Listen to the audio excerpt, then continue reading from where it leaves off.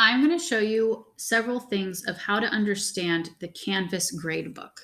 So first thing, your total actual grade is up here at the top where it says 72%, and then also down here at the bottom. These other things show how much you have for a certain category. So in the quiz test category, I have an 85%, and in the assignment category, I have a 56%, and my teacher hasn't entered any participation yet. So my overall grade is 72%. Up here shows me how they're weighted. Assignments are 40%, quizzes and tests make up 50%, and participation makes up 10% of my grade for an overall 100% total. Okay, now my actual scores. If you see a 0, that means you were given a 0 for some reason. Usually you'll see a speech bubble next to it. So go ahead and click on it, and it'll tell you what your teacher wrote. You submitted the notes, not the homework. So what's nice is if you're like, well, what was the actual homework assignment? From the grade book, you can actually click on the assignment. And then from the assignment, it'll bring you to this page. And if you had turned it in, I mean, I just made this up, but you would see your submissions of what they look like, and you could see your comment right here. And then to be like, okay, so I submitted the notes, not the homework. What does the actual homework look like? Up at the top middle, you'll see another link that will bring me directly to that page. And then usually your teacher has a blank copy attached on there so that you can see what the actual thing you're supposed to be submitting looks like. So right here, you were supposed to submit this foldable. So you could click on it, and then you'd see what the blank copy looked like.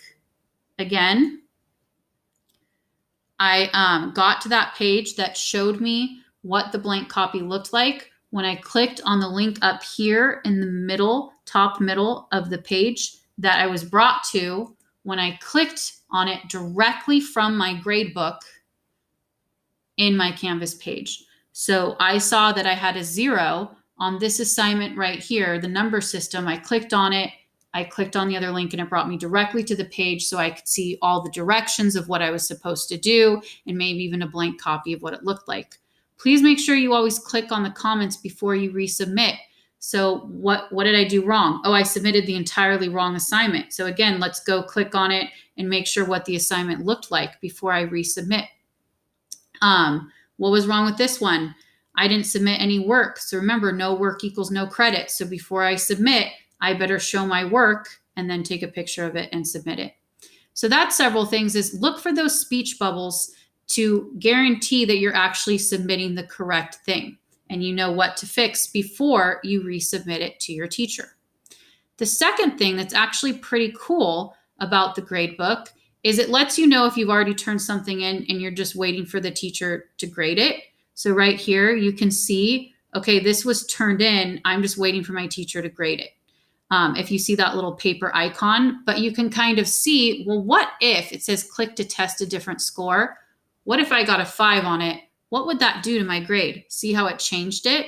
Now, this is just practicing, like it'll reset. You're not actually affecting the grade book.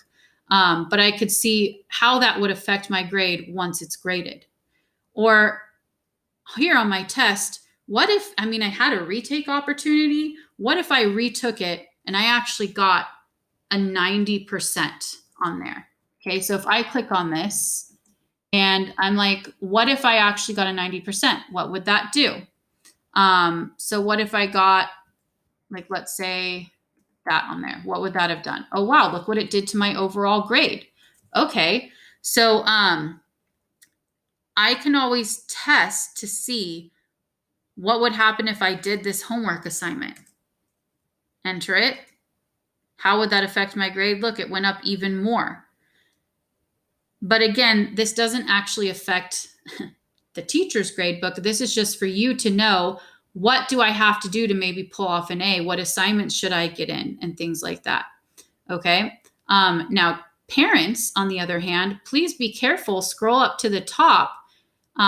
Note how it says, note, this is not your official score. So when your son or daughter is showing you, look, I have an 82%. And if they went through and they changed, nope, let's get rid of that 0. I'm going to put a 5. Nope, let's get rid of that 0. I'm also going to put a 5.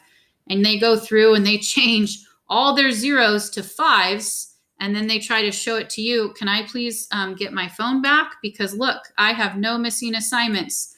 And they're going through and they're just typing these in.